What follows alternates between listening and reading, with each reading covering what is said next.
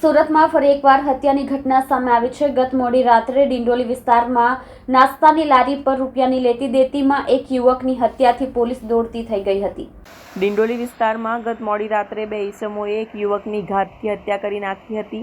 મળતી માહિતી મુજબ ગઈકાલે રાત્રે ડિંડોલી વિસ્તારમાં એક નાસ્તાની લારી પર રૂપિયાની લેતી દેતીમાં સામાન્ય બોલચાલ બાદ બે ઈસમોએ એક યુવકની ઘાતકી હત્યા કરી ફરાર થયા હતા।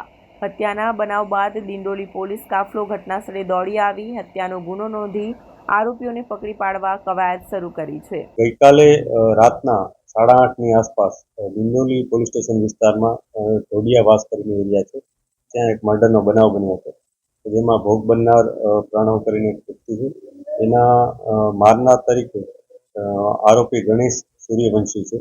ગઈકાલે રાતના જ્યારે આ ઘટના બની ત્યારે પોલીસને જે આરોપીની ઓળખ નથી થઈ, પરંતુ પોલીસે જે સીસીટીવી કેમેરા હતા એને ફોલો કર્યા, પોતાના ઇન્ફોર્મર્સ લગાવ્યા અને છેવટે કન્ફર્મ થયું કે આ આરોપી ગણેશ સૂર્યવંશી છે। પોલીસે એને પકડી લીધેલ છે અને એની જે ફોર્મલ અરેસ્ટ કરી અને આગળની જે કાર્યવાહી હોય એ શરૂ કરી દીધેલ છે। આ ઘટનામાં પોલીસે જે પ્રાઇમરી ઇન્ટ્રોગેશન કર્યું છે એમાં આરોપી વિરુદ્ધ અગાઉ 324નો ગુનો નોંધાયેલો છે, એટલે આ બધી બાબતોને લઈ અને કેસ પ્રિપેર કરવામાં આવી રહ્યો છે। કયા કારણોસર હત્યા કરવામાં આ જે ઘટના બની ગઈકાલે એમાં જે ભોગ બનનાર છે એ પોતાના ઉછીના પૈસા લેવા માટે જે નાસ્તાની લારી છે ત્યાં આવ્યો હતો।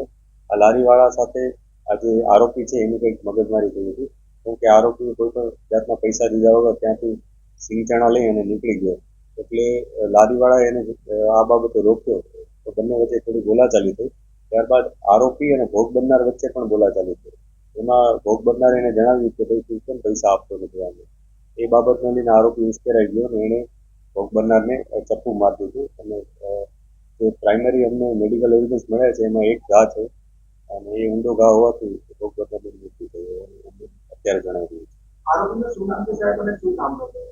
આરોપી મજૂરી કામ કરે છે, એનું નામ ગણેશ સૂર્યવંશી છે, એ 20 વર્ષની ઉંમરનો છે અને ડિંડોલી વિસ્તારમાં જ રહેવાસી।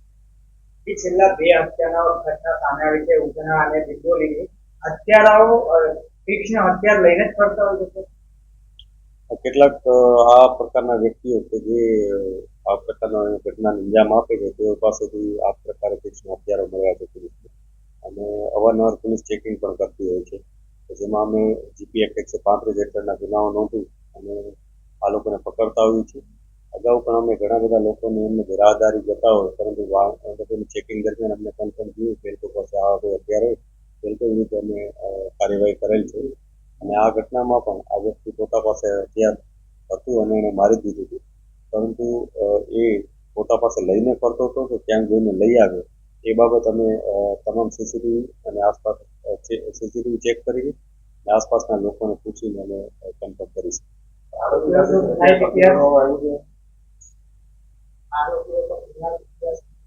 જે આરોપી છે એના વિરુદ્ધ અગાઉ આઈપીસી 324નો ગુનો નોંધાયેલો છે, ગયા વર્ષનો ગુનો છે અને એ વખતે પણ એના ઉપર એક્શન લેવામાં આવ્યા હતા અને ગઈકાલે એને જે કૃત્ય કર્યું છે એ બાબતને લઈ અને પોલીસે આજે પણ એની ધરપકડ